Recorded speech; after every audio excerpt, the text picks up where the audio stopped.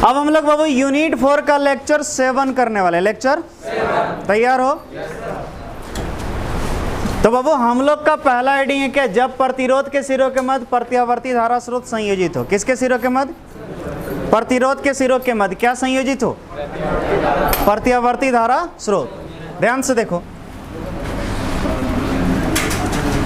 बाबू, ये क्या है? प्रतिरोध है, बोलना। इसका प्रतिरोध कितना है? इसके सिरों के मध्य जोड़ दिए क्या? प्रत्यावर्ती धारा स्रोत, एसी स्रोत, जिसका विद्युत वाहक बल है E बराबर कितना बाबू? E not sine omega. Babu current कितना चल रहा है? चल रहा है। अच्छा बताओ बाबू, जब इसमें करंट चलेगा तो इसका सिरों के मध्य कुछ ना कुछ वोल्टेज होगा कि नहीं? तो मान लो बाबू प्रतिरोध के सिरों के मध्य वोल्टेज कितना? VR। कोई टेंशन जरा सा भी? ठीक, देखो बहुत ही आसान है, तुरंत क्लियर होगा। अब क्या बोले? अब प्रतिरोध के सिरों के मध्य, किसके? प्रतिरोध के सिरों के मध्य वोल्टता। क्या बोल रहे हैं? प्रतिरोध के सिरों के मध्य। तो बोलो बाबू प्रतिरोध के सिरों के मध्य वोल्टता कितना? VR है। बोलो कितना वोल्टेज है? बोलो है या नहीं है? अब जरा समझना बाबू ध्यान से, बताओ ये और ये समांतर में है या नहीं है? और आपको पता है तो समांतर में वोल्टेज सेम होता है। समांतर में वोल्टेज, तो क्या VR E के बराबर होगा? बोलना बाबू। और E बराबर कितना? तो क्या VR बराबर हम E not sine omega T नहीं लिख सकते हैं? बोलना बाबू। समीकरण, कोई टेंशन? बहुत सारे किताब जब पढ़ोगे इस जगह लिखा रहेगा V बराबर V not sine omega T, V बराबर, तो भी कोई टेंशन नहीं है। हम विद्युत वाहक बल ही माने, वो वोल्टेज मान लिया, बात बराबर है, कोई तकलीफ? तथा परिपथ में, किसमें? परिपथ में प्रवाहित होने वाली धारा। हैंडराइटिंग समझ जाओगे ना? ठीक। परिपथ में प्रवाहित होने वाली, बोलो बाबू धारा यानी I। याद करो सिखाया था I इक्वल टू V बटे R। I इक्वल टू था कि नहीं? ओम का नियम। V इक्वल टू था I R, तो I इक्वल टू V बटे R। तो बोलो यहाँ V लिखें या VR लिखें? तो बोलो I बराबर बोलो VR है। VR का मान बोलो E नॉट बटे, परंतु क्या बोल रहे हैं? जरा समझना ध्यान से बाबू। E नॉट बाय R, याद करो E बटे R बराबर I था, सच बोलिएगा। तो क्या E नॉट बाय R बराबर I नॉट नहीं होगा? पिछले क्लास में पढ़ा होंगे सर। इसीलिए बोलो बाबू I E naught by R की जगह I naught sine omega t. समीकरण, बोलो यहाँ तक क्लियर हुआ? सच बोलना। अब एक चीज बताते हैं, जो सब चीज पढ़ा है अगर समझ में आया तो बढ़िया, नहीं आया तो और बढ़िया, कभी नहीं पूछेगा। और कभी जनरली कोई टीचर कोई पढ़ाते भी नहीं, लेकिन हम इसलिए पढ़ा है ताकि हमको यहाँ से एक चीज सिखाना है और हम प्रूव करके सिखाएंगे, ज़्यादा मजा आएगा सीखने में। डायरेक्ट रटा भी सकते थे, लेकिन हम नहीं चाहते हैं कि आप लोग रटें। क्लियर है? देखो बाबू वोल्टेज कितना कौन बना रहा? Sign omega T. Omega T कौन है? ये क्या है? तो वोल्टेज कितना कौन बना रहा? और करंट कितना बना रहा? दोनों ओमेगा टी कौन बना रहा? कन्फर्म। अगर हम इसका कला चित्र का बात करें, किसका कला चित्र? यानी करंट और वोल्टेज के बीच ग्राफ। ठीक है, तो ध्यान से देखना बाबू। मान लो ये वोल्टेज है, ये क्या है? ये जो है आपका वोल्टेज है, ये वोल्टेज है VR। कितना है? कितना कौन बनाया? Omega T. ये जो VR है कितना कौन बनाया? दिख रहा है? ये जो VR है कितना है? अच्छा बोलो करंट कितना बनाएगा? ये भी ओमेगा टी। तो बता सकते हो करंट भी कितना बना रहा? तो बोलो करंट किधर जाएगा? जरा समझिए, क्या हम इसको ऐसे कर सकते हैं? बोलना बाबू। देखो करंट भी बना रहा ओमेगा टी। क्लियर है? चूंकि दोनों सेम एंगल बना रहा, सेम डायरेक्शन में होगा। अच्छा हम तुमसे पूछ रहे हैं एक चीज बताना, वोल्टेज और करंट के बीच कितना कोण बन रहा है? कितना डिग्री? तो बस यही चीज याद रखना है कि प्रतिरोध के लिए, किसके लिए? अभी देखो प्रतिरोध ही पढ़े ना, तो याद रखिए प्रतिरोध के लिए पूछेगा, प्रतिरोध के लिए कालांतर का मान कितनी होती है? कालांतर कितना? कालांतर किसको कहते हैं? वोल्टेज और करंट के बीच जो कोण बनता है उसको कहते हैं कालांतर। तो बोलो यहाँ कालांतर कितना होगा? 0 डिग्री। कौन डिग्री? यानी याद रखिएगा वोल्टेज और करंट के बीच यहाँ जो एंगल होता है यानी कालांतर जो होता है वो होता है 0 डिग्री। कितना डिग्री? डायरेक्ट ऑब्जेक्टिव क्वेश्चन पूछता है, डायरेक्ट ऑब्जेक्टिव क्वेश्चन। कौन क्वेश्चन? क्वेश्चन ऐसे पूछेगा, किसी प्रतिरोध के लिए, किसी प्रत्यावर्ती धारा तथा वोल्टता के मध्य कालांतर होती है। ऑप्शन रहेगा 0, π/2, π/6, कितना? आ रहा समझ में? तो लिख दें, अतः क्या हम कह सकते हैं, हम कह सकते हैं कि, अच्छा कब छोड़ गया क्या?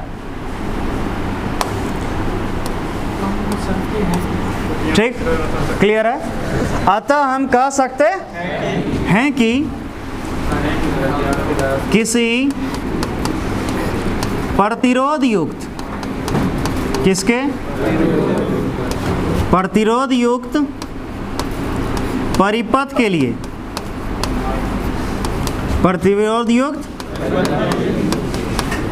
परिपथ धारा तथा वोल्टता के मध्य कालांतर कितना होता है? 0 डिग्री होती, याद रहेगा कितना होती है? बस अभी जितना भी चीज पढ़ा है पीछे वाला समझ में आया तो बहुत बढ़िया, नहीं आया तो और बढ़िया, लेकिन आपको ये वाला कलाचित्र और ये कालांतर 0 ये क्लियर होना चाहिए क्योंकि अगला क्लास यूज करेंगे हम। हाँ क्या बोले बाबू? हो गया ना? ठीक, अब चलो आगे बढ़े। अब नेक्स्ट टॉपिक, अब हम लोग का है जब प्रेरक कुंडली के सिरों के मध्य क्या संयोजित हो? प्रत्यावर्ती धारा स्रोत। प्रेरक कुंडली जानते हो? समझो, परिनालिका पढ़े थे? परिनालिका मेरे ख्याल से ऐसा था, तो यही इसी कहते हैं प्रेरक कुंडली। क्या कहते हैं? बोलो क्यों? याद करो पिछले क्लास, मतलब 1-2 क्लास पहले स्व प्रेरण पढ़ाए थे। स्व प्रेरण कैसी कुंडली में होता था?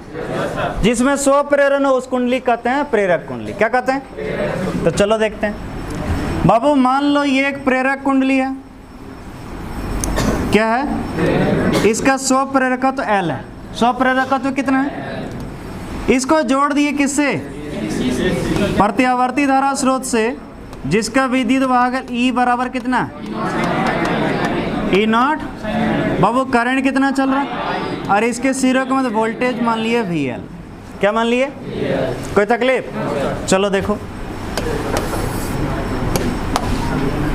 अब प्रेरक कुंडली, कौन कुंडली? हैंडराइटिंग समझ जाएगा ना? प्रेरक कुंडली के सिरों के मध्य,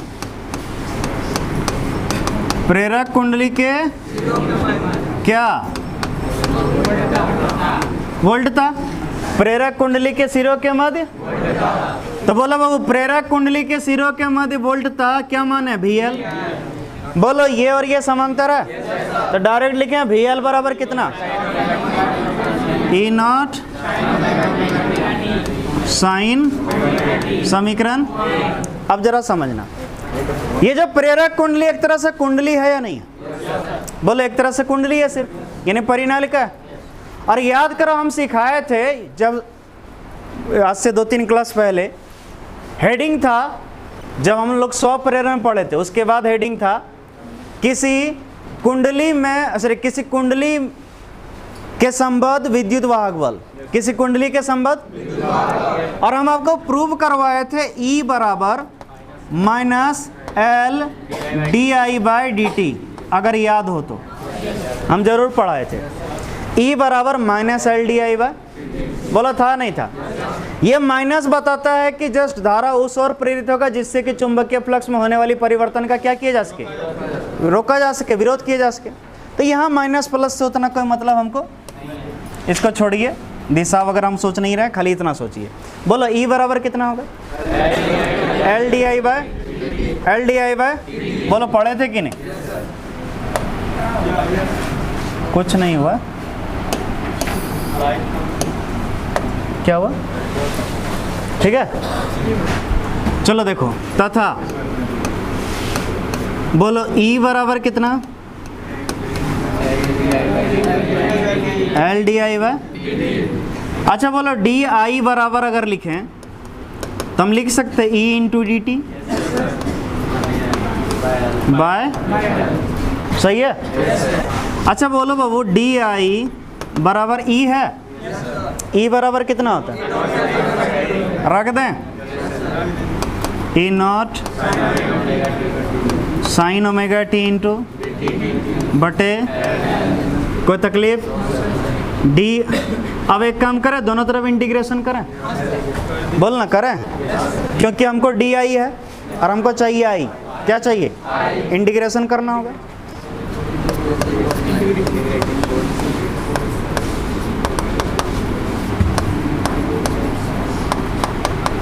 इंटीग्रेटिंग बोथ, बोलो वो इंटीग्रेशन कितना बराबर ई नॉट बाय एल कांस्टेंट है,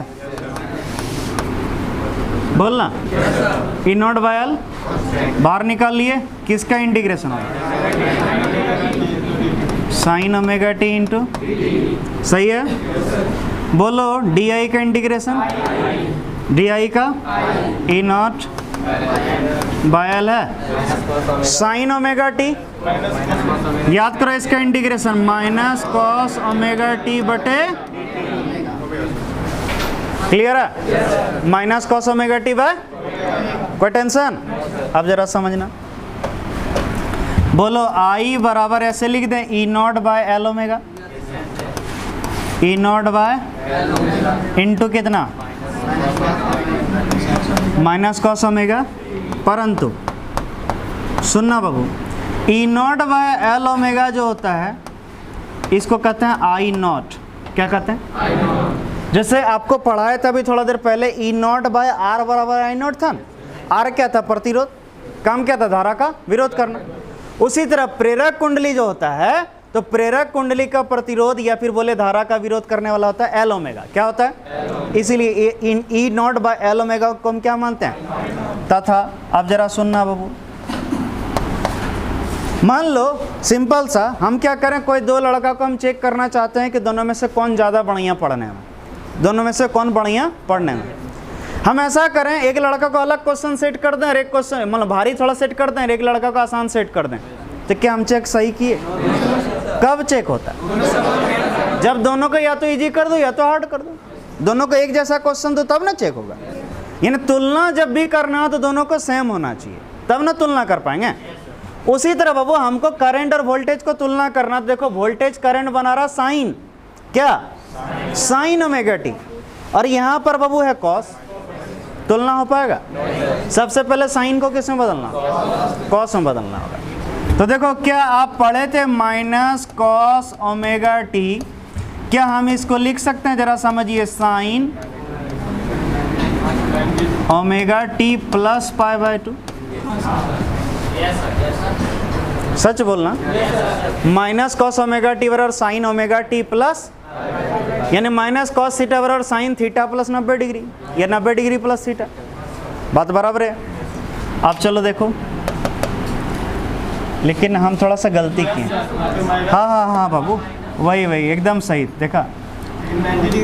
हाँ देखा, एक जरा सा गलती होगा तुरंत दिमाग में लगने लगता है। माइनस था, क्या था कि नहीं? बोलना रही, ठीक। कौन बोला माइनस होगा? कौन बोला?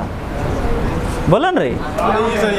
वाह, चलो दो ठो कम से कम इतना याद तो था, और बाकी सब पढ़ता है, क्या करता है रे?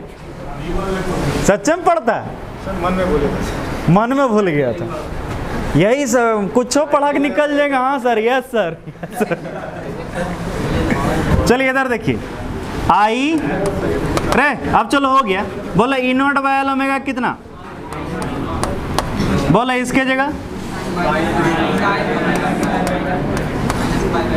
ओमेगा टी माइनस, एक्चुअल में फॉर्मूला तुम लोग ये नहीं पढ़ा होगा, सुनो क्या पढ़ा था, आप पढ़े होंगे माइनस कॉस थीटा बराबर साइन थीटा माइनस 90 लिखे हैं ये।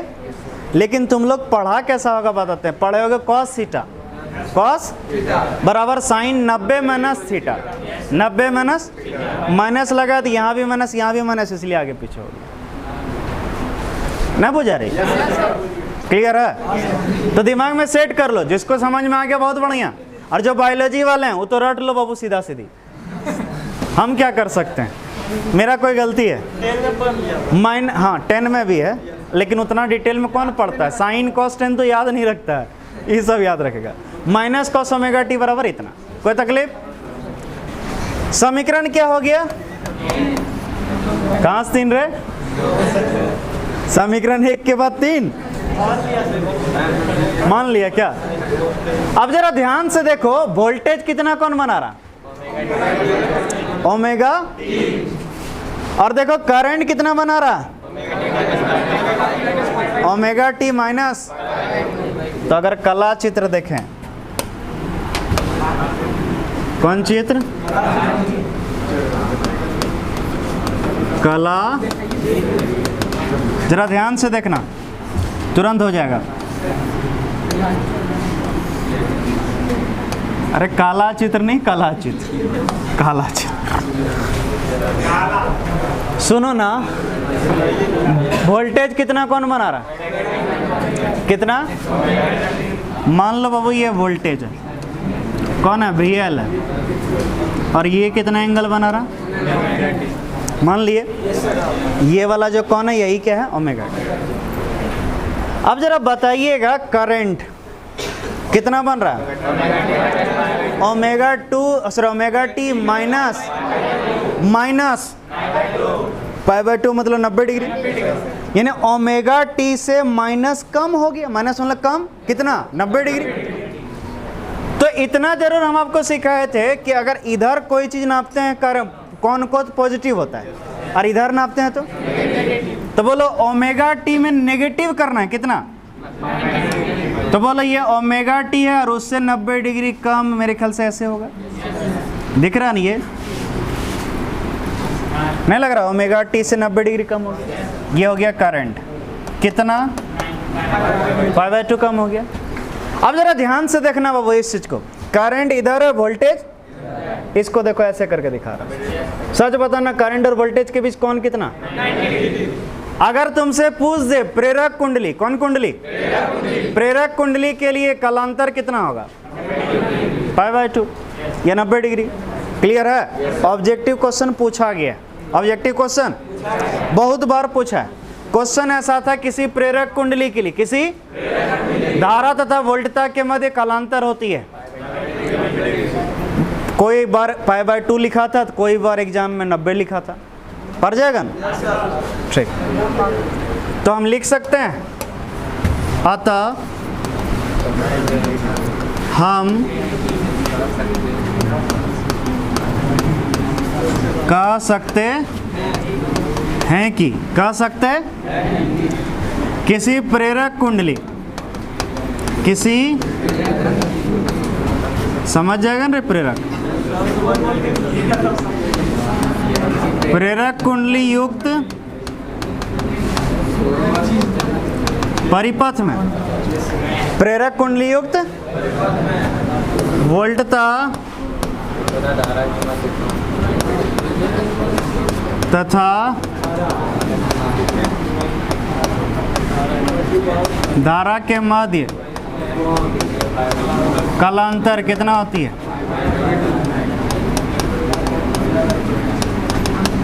समझ में आया? क्लियर है? पाई बाय 2 बोले या 90 बोले, बात बराबर। अच्छा एक क्वेश्चन हम तुम लोग से पूछें, जवाब दोगे? सच बताना, है करंट और वोल्टेज में आगे कौन है, वोल्टेज है या करंट, वोल्टेज आगे है, किससे, कितना आगे है, 90 डिग्री। क्लियर है? अब चलो हेडिंग क्या है, हाँ आगे पीछे का मतलब देखो, करंट है इधर, और वोल्टेज ऐसे तो नहीं लग रहा, उससे आगे बढ़ रहा है, 90 डिग्री आगे रहता है, 90 डिग्री। अब चलो यहाँ देखो क्या दिया हेडिंग, जब संधारित्र के सिरों के मध्य प्रत्यावर्ती धारा स्रोत क्या हो, तैयार हो। चलो देखो ये एक संधारित्र, इसकी धारिता कितनी है, इसको जोड़ दिए किससे, प्रत्यावर्ती धारा स्रोत से, जिसका विद्युत वाहक बल कितना है, E0, करंट कितना चल रहा है, इसके सिरों के मध्य वोल्टेज कितना का टेंशन। चलो देखो अब संधारित्र क्या के सिरों के मध्य, संधारित्र के सिरों के मध्य वोल्ट था। संधारित्र यूनिट 1 में आप जो पढ़ा था, संधारित्र कैपेसिटर को कहते हैं। पंखा है ना, पंखा के ऊपर जो कंडेंसर लगा रहता है वही संधारित्र। अरे लॉकडाउन खुलने के बाद पढ़ाए थे, सब नहीं ना आया था, और डेरे बच्चा बहुत दिन बाद आया है ना, तो सबको पढ़ा देंगे, टेंशन मत लो। यूनिट 4 खत्म होगा, उसके पहले 5 खत्म कर लेंगे, चूंकि एक क्लास का। वो खत्म करने के बाद पहले संधारित्र खत्म करेंगे, तब ऑप्टिक्स चालू करेंगे।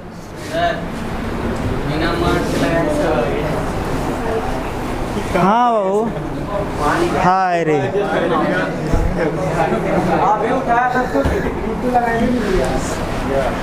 चलो इधर देखें, अभी उठा तुम क्या, संधारित्र के सिरों के मध्य, अरे मजाक छोड़ो, संधारित्र के सिरों के मध्य कितना है, कन्फर्म, बोलो VC बराबर कितना होगा, समीकरण, चूंकि ये और ये समांतर था। तथा जो बच्चा संधारित्र पढ़ चुका था मेरे पास, वो एक फार्मूला जानता होगा, और जो नहीं पढ़ा था वो पढ़ लेगा। अभी खाली एक फार्मूला याद रखो, Q बराबर होता है CV। Q बराबर पढ़ा देंगे जो नहीं पढ़ा, आवेश बराबर धारिता गुने विभवांतर, ठीक है। Q बराबर क्या इस V के जगह VC लिख सकते हैं, बोलना रे, तो Q बराबर छी के जगह छी, VC है, VC का वैल्यू सही है। हमको यहाँ Q है, क्या है, और हमको I चाहिए, इंटीग्रेशन या डिफरेंशिएशन, किसके रेस्पेक्ट में, T के रेस्पेक्ट में, T के। देखो क्यों, चल सीख यहाँ, differentiating with respect to T। देखो क्यों, dq बाय, अरे याद करो dq बाई dt बराबर I होता है। अब समझ में आया, Q से हमको I चाहिए, इसीलिए T के रेस्पेक्ट में डिफरेंशिएशन की। बहुत लड़का बोलता है सर आपको कैसे पता चल जाता है कि T के रेस्पेक्ट में होगा, इसलिए पता चल जाता है क्योंकि हमको पता है यहाँ से I चाहिए, और I लाने के लिए T से ही करना होगा। समझ में आया, बोलो छी और E0 कांस्टेंट, बोलो किसका, सही है, dq बाई dt, ये तो सबको पता होगा, पिछले क्लास भी बहुत बार डिटेल याद करो, औसत या माध्यमान में छी E0 साइन ओमेगा टी का होता omega into cos omega T. अरे cos omega T into omega बोलो या ओमेगा आगे लिख दियो, बात बराबर है ना, कोई दुख, ठीक। अच्छा बोलना ना, आई बराबर E0 into C omega into cos omega T लिखें, कुछ नहीं किए, थोड़ा सा सजा दिए इसको। अब सुनो, अब थोड़ा सा एक बहुत विशेष काम कर रहे हैं, ध्यान से देखना। E0 बाय सी ओमेगा है, अच्छा मान लो हम इसको ऐसे लिखना चाहिए, E0 bye 1 by C omega, कोई दुख? फिर पलट के वहीं चल जाएगा। इनटू क्या? अब बहुत किसी के मन में होगा कि सर यहाँ क्यों अच्छी नहीं लग रही थी जो इसको नीचे ले गए, इसलिए ले गए क्योंकि याद करो ई नोट बाय आर बराबर आई नोट था, तो नीचे कुछ लाना पड़ेगा ना, तो यही लाए। और इसको आई नोट लिखेंगे, अभी जबरदस्ती कहाँ लाएंगे, करना पड़ता वो। ई नॉट बाय 1/c ओमेगा बराबर कितना होता है? तथा बोलो इसको कॉस रहने दे या साइन बदलें? बोलो कॉस ओमेगा टी बराबर लिखें साइन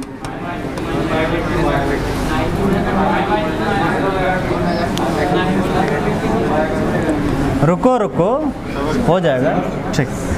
कॉस ओमेगा टी है, इसका एक तो फॉर्मूला नहीं होता, 2-3 ठो होता है। जो तो चाहिए वो तो रखेंगे, सब नहीं रख देंगे ठीक, हमको पता है। कॉस ओमेगा टी बराबर साइन तो लिख दिए, साइन लिख दिए ठीक। सुन तो सही, इसका होता ओमेगा टी प्लस π/2। इसमें एकदम सही लिखे, अरे π/2 प्लस ओमेगा टी लिखो या ये लिखो। अरे छोड़ तोर नहीं है पढ़ल चिन्ह, छोड़ ना वो, छोड़ना है। यहाँ सिखा रहा बता रही उल्टा खल देख के कॉस थीटा बराबर तुम लोग पढ़े हो साइन टी 90 प्लस थीटा, पढ़े हो? इसको इधर लिखने से कोई दुख? वही किए खाली, जहाँ 90 है उसको π/2 सोचो और थीटा को ओमेगा टी समझो। क्लियर है ना? हम एयर एंगल लिखो, अरे इसलिए लिखे, सुनो π/2 प्लस ओमेगा टी लिखेंगे तो तुलना करना मुश्किल हो जाएगा थोड़ा, क्योंकि यहाँ ओमेगा टी, तो इसको भी ओमेगा टी प्लस अच्छा लगेगा ना। बहुत दिमाग लगा के रखते हैं हम पहले। बोलो आई इसके जगह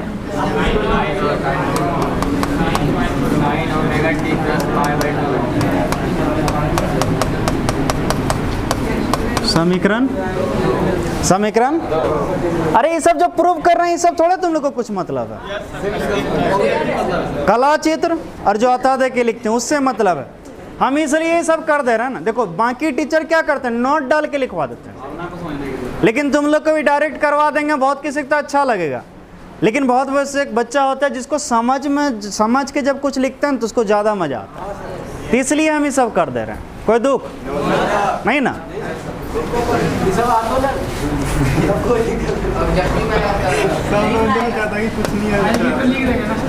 हाँ, और अगर आ गया तो हम ना पढ़ाएं क्या?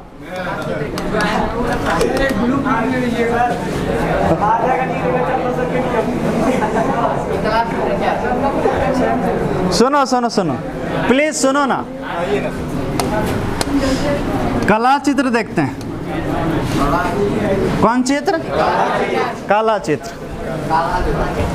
सुनो ना, वोल्टेज कितना एंगल बना रहा है? Omega T.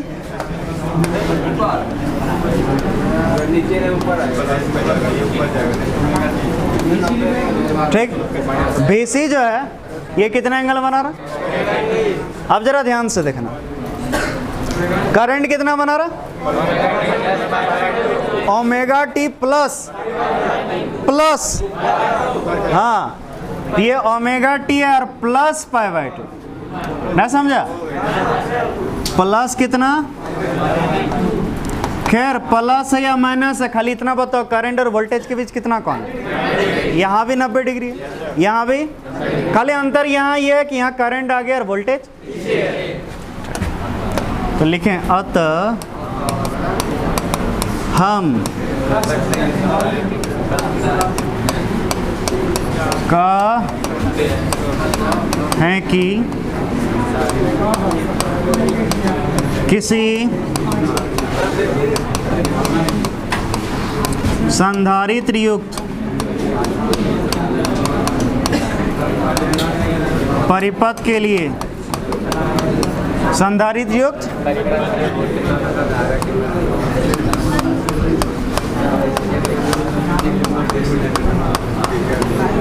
धारा तथा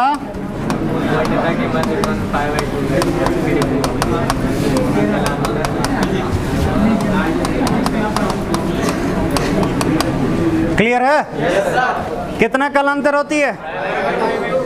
एकदम याद रखना, एकदम आसान। सिर्फ प्रतिरोध के लिए 0, प्रतिरोध के लिए 0, और चाहे प्रेरक कुंडली हो या संधारित्र, दोनों के लिए π/2। याद रहेगा? ठीक। और ये सब जो कला चित्र पढ़ा है ना बाबू, ये सब भूल जाना, अगला दिन यूज करेंगे, ठीक है? बुझ गया ना? हाँ, भूल जाना। हाँ, कला चित्र का मतलब, हाँ, कला मतलब होता है कौन, कला मतलब कौन का चित्र, यानी कितना कौन बन रहा है। हाँ बोल लो ना, क्या बोला, क्या हुआ? कौन मतलब क्या होता है? अरे बोल ना। कौन मतलब क्या होता है, वही पूछ रहे हैं।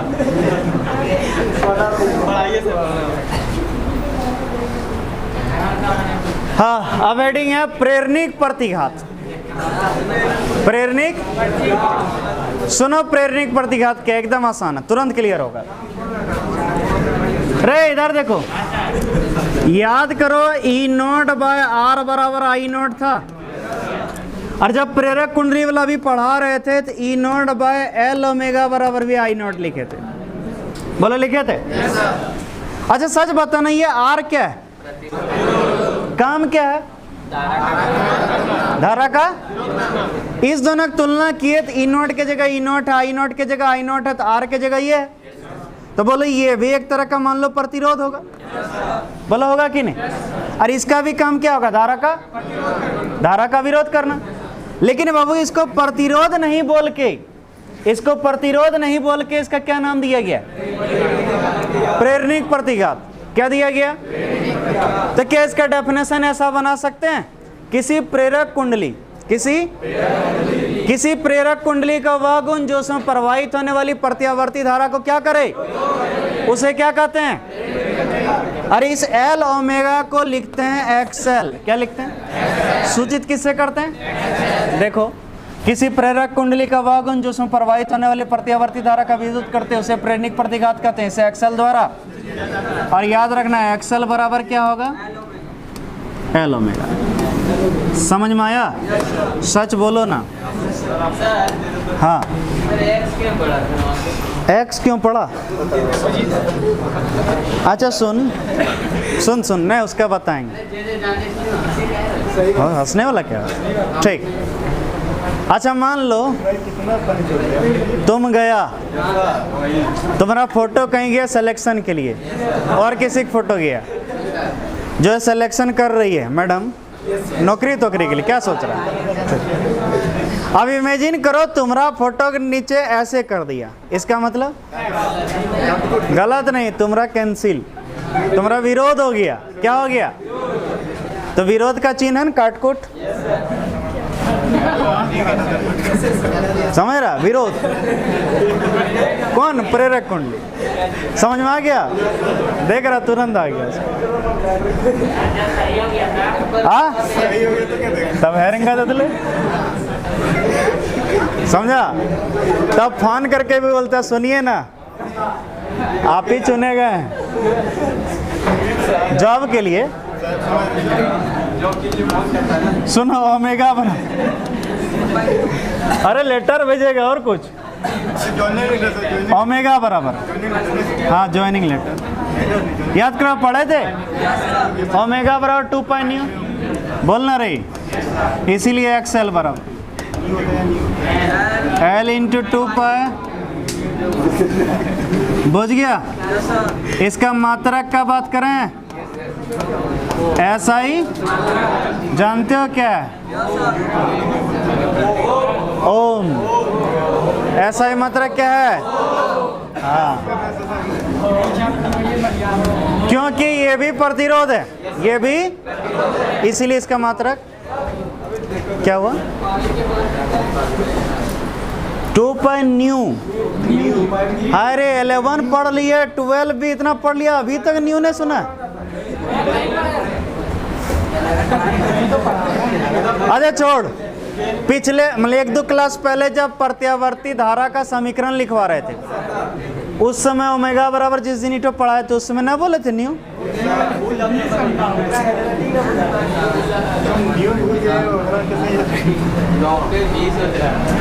चलो इधर देखो, रे नॉट बोल रहे हैं प्रेरणिक प्रतिघात प्रत्यावर्ती धारा स्रोत की आवृत्ति के क्या होती है, कैसे होता प्रूव कर देते हैं। अब इधर देखो रे, बोलो एक्सएल बराबर कभी पढ़ा था एल इंटू 2 पाई न्यू, पढ़ा भी तुरंत, चूंकि एल इंटू 2 पाई, बोलो एल क्या स्व प्रेरकत्व, क्या ये कांस्टेंट था कि नहीं, नियत था कि नहीं, बोलो 2 का मन बदलता है, पाई बदलता है, तो बोलो ये सब नियत हुआ कि नहीं हुआ। तो ये सब क्या है बाबू, नियत है। क्या है, ओम का नियम पढ़ा था, याद करो, भी समानुपाती आई था, बताया गया कि जब समानुपातिक चिन्ह हटा के बराबर लाते थे कांस्टेंट लाते, आर था नियत, आर क्या था। तो सुन लो बाबू, कभी भी समानुपाती हटा के बराबर लाते तो कांस्टेंट लगाना होता है, अरे कांस्टेंट को हटा दे तो फिर बराबर की जगह समानुपाती ना हो जाएगा। तो बाबू ये सब हटा दो, तो बोलो क्या हो गया, एक्सएल ये सब हटा दिए, समानुपातिक चिन्ह आएगा। बोलो क्लियर हुआ, बोलना जी। तो यहाँ से क्या समझ में आया कि प्रेरणिक प्रतिघात आवृत्ति के प्रेरणिक पर सॉरी आवृत्ति बढ़ाने पर प्रेरणिक प्रतिघात, आवृत्ति घटाने पर प्रेरणिक प्रतिघात। बोलो क्लियर हुआ। सुन लो, झारखंड बोर्ड के एग्जाम में क्वेश्चन पूछा गया था, झारखंड बोर्ड का 2 बार, कितना बार, बिहार बोर्ड में अभी तक ये क्वेश्चन नहीं आया, लेकिन आ सकता, कोई बहुत बड़ी बात नहीं। क्वेश्चन था ऐसा कि प्रेरणिक प्रतिघात प्रत्यावर्ती धारा स्रोत की आवृत्ति पर किस प्रकार से निर्भर करती है, किस प्रकार निर्भर करती है। तो वहां आंसर लिखना था, प्रेरणिक प्रतिघात प्रत्यावर्ती धारा स्रोत की आवृत्ति के, यानी आवृत्ति बढ़ाने पर प्रेरणिक प्रतिघात और आवृत्ति घटाने पर खत्म। बोल कोई दुख। अब सुनो, अभी मत पढ़ो, छोड़ दो उसको, पहले जो बोल रहे हैं इधर देखो। अब रे बोल एक्सएल बराबर त्वरणी जंचली, चूंकि न्यू मतलब आवृत्ति वो 0 होता है, किसके लिए, जो दिष्ट धारा होता है, कौन धारा, उसका आवृत्ति होता है 0। क्या होता है, आपको पढ़ाए थे प्रत्यावर्ती धारा का आवृत्ति भारत में होता है 50 हर्ट्ज। कितना होता है, यानी कितना बार ऊपर नीचे किया उसको कहते हैं 50 बार, ठीक है। लेकिन डीसी ऐसा होता है, इसीलिए डीसी का आवृत्ति 0 होता है। डीसी का आवृत्ति कितना, इसीलिए बोलो एक्सएल बराबर L into 2 pi into new के जगह जैसे 0 रखेंगे तो पूरा 0 होगा। तो यहां से एक चीज समझ में आया कि दिष्ट धारा, कौन धारा, यानी बैटरी से अगर प्रेरक कुंडली जोड़ देंगे, किससे, तो उसमें दिष्ट धारा प्रवाहित होगा, और दिष्ट धारा प्रवाहित होगा तो उसके लिए प्रेरणिक प्रतिघात कितना हो जाएगा, यानी उसका कुछ विरोध। तो बोलो क्या ये प्रेरक कुंडली कुछ भी विरोध कर रही है, तो बोलो जब विरोध ही नहीं करे क्या प्रेरक कुंडली हुआ, वो तो एक साधारण तार हो गया। तो वही बोलते हैं दिष्ट धारा का आवृत्ति 0 होता है, इसीलिए उसके लिए प्रेरणिक प्रतिघात का मान क्या हो जाता है। इसलिए दिष्ट धारा में कोई प्रेरक कुंडली जोड़ने से कोई फायदा, वो एक साधारण तार की तरह व्यवहार करता है, समझ में आया। इसलिए दिमाग में सेट कर लो, प्रेरक कुंडली का जब भी प्रयोग करते हैं सिर्फ एसी में करते हैं, डीसी में। देखो दिष्ट धारा की आवृत्ति क्या होती है, तो दिष्ट धारा के लिए प्रेरणिक प्रतिघात का मान, यानी दिष्ट धारा के लिए प्रेरक कुंडली एक साधारण तार, समझ में आया, क्लियर है, क्लियर है ना। हाँ, दिष्टकारी क्या होता है, यूनिट 9 में वैसे पढ़ाएंगे, जो एसी को किस में बदल दे उसको कहते हैं दिष्टकारी, बताएंगे यूनिट 9 में बाबू। उसके लिए सबसे पहले हमको डायोड पढ़ाना होगा। क्या पढ़ाना होगा, हाँ यूनिट 9 में क्या हुआ, डायरेक्ट करंट, एसी का अल्टरनेटिंग करंट, मोबाइल का चार्जर भी उसी में काम करता है। हाँ चलो अब है धारितीय प्रतिघात, कौन है, तैयार हो, कौन प्रतिघात, समझो कितना आसान है। बोलो प्रेरक कुंडली जो गुण था जो धारा का विरोध करता था उसको कहते हैं प्रेरणिक प्रतिघात। उसी तरह संधारित्र का वह गुण, किसका, जो उसमें प्रवाहित होने वाले प्रत्यावर्ती धारा का क्या करता हो उसको क्या कहते हैं, समझ में आया। किसी संधारित्र का वह गुण जो उसमें प्रवाहित होने वाली प्रत्यावर्ती धारा का उसे धारितीय प्रतिघात कहते हैं। इसे किसके द्वारा? अच्छा, कोई बता सकते हो एक्सी बराबर क्या होना चाहिए? सुन लो, देखें तुम लोग कितना होशियार। ई नॉट बाय आर बराबर था और पढ़ाए थे E naught by 1 by C omega बराबर भी आई नॉट। तो बोलो आर के जगह यहाँ क्या? सी ओमेगा। हाँ, 1 बाय सी। तो समझ में आया? क्लियर है? चूंकि ओमेगा बराबर, इसीलिए एक्सी बराबर, बुझ गया? कोई टेंशन यहाँ तक? इसका मात्रक का बात करें, ओम नॉट क्या है? बोल रहे धारितीय प्रतिघात प्रत्यावर्ती धारा के आवृत्ति के व्युत्क्रमानुपाती होती। क्या होती है? देखो कैसे। बोलो अब एक्सी बराबर 1 by C into 2 pi nu पढ़ा था। क्योंकि सी इंटू 2 पाई क्या होता है? नियत होता है। क्या होता है? इसीलिए बोलो एक्स सी, ये सब अगर हटा देंगे तो ये वाला चिन्ह आएगा। नहीं समझा? मतलब आवृत्ति बढ़ाएंगे तो धारितीय प्रतिघात घटेगा और ये घटाएंगे तो ये बोला समानुपाती या व्युत्क्रमानुपाती। अब सुनो, तुमसे अभी हम तुरंत पूछे थे कि झारखंड बोर्ड में 2 बार क्वेश्चन आया था। सर पूछे नहीं, बताए थे, याद है? हम एकदम झूठ बोले थे। एक्चुअल में क्वेश्चन वो नहीं था, एक झूठो ने बता रहे थे, सब बताओ। क्वेश्चन एग्जाम में आया था प्रेरणिक प्रतिघात तथा धारितीय प्रतिघात प्रत्यावर्ती धारा स्रोत की आवृत्ति पर किस प्रकार निर्भर करते, दोनों चीज के बारे में पूछा। बुझे? तो प्रेरणिक प्रतिघात समानुपाती होता है, लेकिन ये बस ये चीज याद रखिएगा। 2 नंबर का झुट्टो कौन चीज है? वो डायरेक्ट उसी समय बोलते हैं, तुरंत दिमाग में खुजलाने लगता धारितीय प्रतिघात क्या।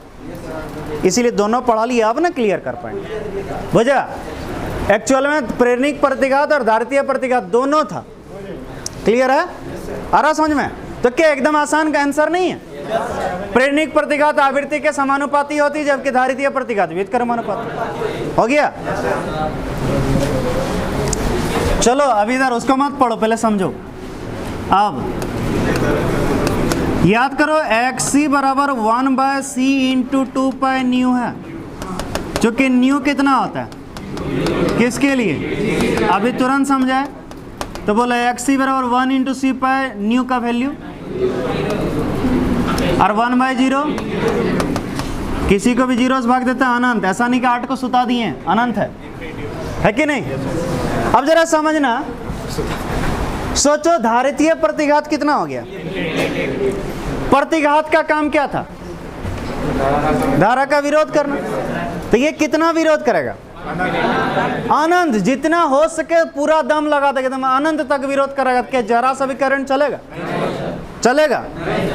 और यानी परिपथ में करंट ही नहीं चलेगा। और जब करंट नहीं चलेगा तो बोलो एक परिपथ मान लो खुला परिपथ है, नहीं है?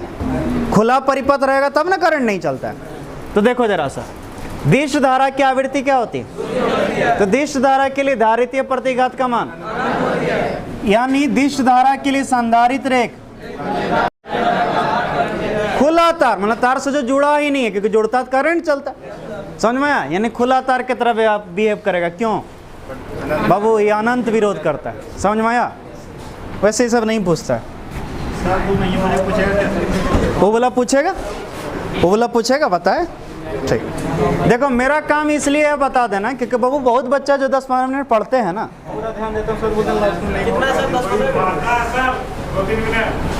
अच्छा कोई है? वाह, चलो हेडिंग देखो, प्रेरणिक अधिकल्पित प्रवेशिता। मस्त नाम है ना, प्रेरणिक अधिकल्पित प्रवेशिता। ये क्या है? सुनो, प्रेरणिक प्रतिघात पढ़ा था, उसका उल्टा कर दो। जैसे इसको सूचित करते हैं एस एल से, किससे? और इसका फॉर्मूला होता है 1 बाय एक्सएल। 1 बाय, बोला एक्सएल क्या है? प्रेरणिक प्रतिघात। अभी तुरंत पढ़ा। तो सिंपल सा, प्रेरणिक प्रतिघात के व्युत्क्रम को क्या कहते हैं? इसको सूचित किससे करते हैं? देखो, प्रेरणिक प्रतिघात के व्युत्क्रम को प्रेरणिक अधिकल्पित प्रवेशिता कहते हैं, इसे एसएल द्वारा। इसका मात्रक जानोगे? तुम लोग खुद समझदार हो। 1/ओम हुआ। 1/ओम को साइमन कहते थे या महो कहते थे या प्रति ओम। बुझ गया? अब चलो क्या है? धारितीय अधिकल्पित प्रवेशिता क्या है? समझ गया होगा। इसको सूचित किससे करते हैं? और इसका बोलो, इसका डेफिनेशन खुद से बोलो। धारितीय प्रतिघात के व्युत्क्रम को धारितीय प्रतिघात के धारितीय अधिकल्पित प्रवेशिता कहते हैं। कोई टेंशन? इसे एससी द्वारा सूचित। इसका मात्रक जानोगे?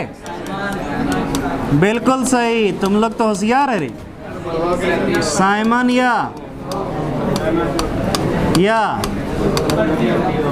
अच्छा सच बोलना, देखते हैं कुछ बच्चा आंसर सही देता है। भाई क्यों है? सच में पढ़ने लगा तुम लोग क्या? बाबू पढ़ो नहीं सब रे। ये सब क्या फालतू काम करता? कोई सब नहीं पढ़ेगा, कुछ बच्चा पढ़ो, क्योंकि सब पढ़ लेगा बाबू, तुम ही लोग सब जॉब कर लेगा, दूसरा सब क्या करेगा? हाँ, ये सब चीज ना करना तुम लोग को भाई। सब नहीं। अच्छा सब अगर नौकरी कर लेगा, कौन चाउमीन बेचेगा? हमको कौन खिलाएगा? चलिए आज इतना है।